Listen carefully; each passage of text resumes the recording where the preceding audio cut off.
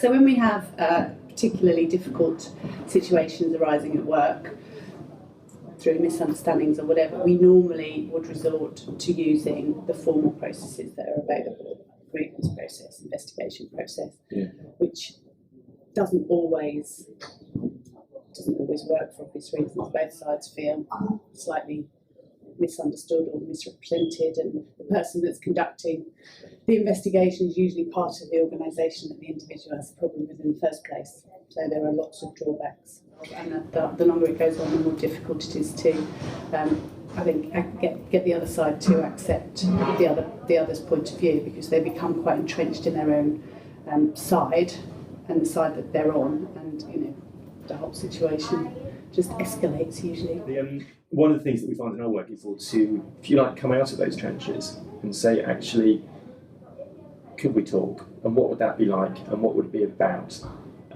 Trying to get away from a focus upon the outcome of a particular process and wanting a particular outcome, wanting an affirmation that I'm right and you're wrong, and saying, actually, we don't need that. We're two people who want to work together going forward, or want to reach a resolution, and how can we help them get to that point where they're able to engage in a conversation of some kind. When people think about alternative dispute resolution or mediation in particular, they immediately assume that we're talking about a situation in which you're all in a room together, you're probably sitting on opposite sides of a table, you've got some third-party mediator who somehow is going to bang their heads together and make a resolution. But even in that situation, somebody has to go first, somebody has to be vulnerable, somebody has to show their emotions, somebody has to be brave. How would it typically work then in that situation?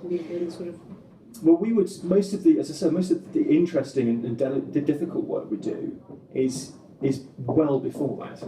So you've got two parties who may be in a formal dispute, or they may not necessarily recognise that there is a problem. They realise that things aren't working particularly well, but they haven't got it so far as they've put in a grievance or whatever it might be. So something's not working. And we will then go and talk to the individuals concerned, and it may be one, two, or more, on an entirely confidential basis. First of all, just to listen to them. And can I ask you a question? Of course you can. Why do you think that's better done by an external person and not an HR business partner or the HR director? Because that's something that quite often I would see as my role as being. I think quite often it could be your role, and certainly I don't think that every time there's a problem in a workplace you need to get somebody external in. I don't think that at all, and a lot of the time it's perfectly capable of being resolved internally. Some of the reasons why not are that there may be concerns about confidentiality.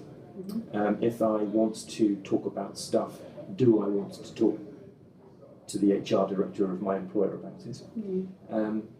He or she has got, of course, if it was you, Andrea, I'd tell you everything.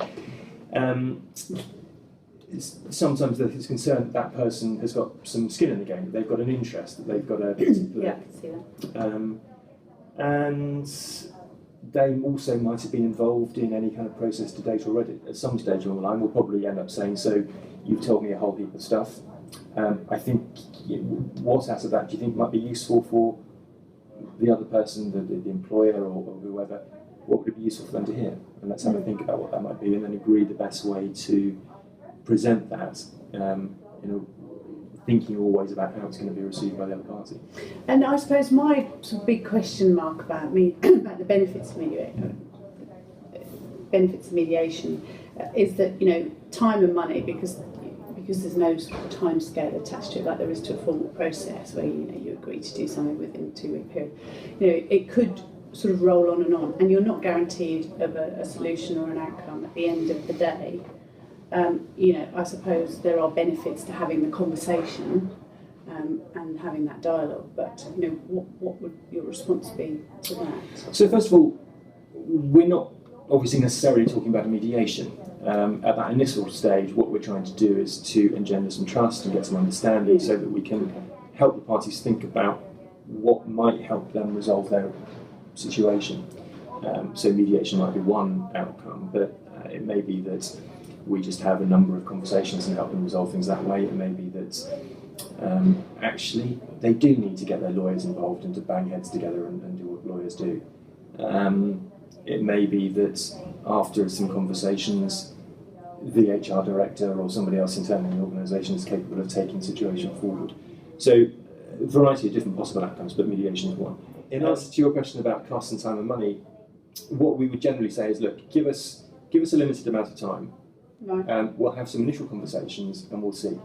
And it may be that we think we can get somewhere, it may be that we think we can't, but we'll say, look, we're going to spend 4 hours, 5 hours. It's a fixed sum of money, it's a limited amount of money in order to have some initial conversations, and then we'll see where we go. So you're not actually investing a huge amount, and of course the potential benefit for that relatively small investment could be quite substantial if you end up getting the situation resolved. Mm. And I suppose an additional benefit for the HR director is that if you get the right relationship going with the mediator or the facilitator, that there's insight to be shared on both sides, and there's kind of advice and so forth. Absolutely. It's not always about us doing things. Quite often we'll end up in a situation where we can help other people have conversations. It would be lovely if every time what we were able to do would be to create a lovely relationship where the two parties walk hand in hand off into the sunset. That's hardly ever the case. We might help them find the same path that they can walk alongside.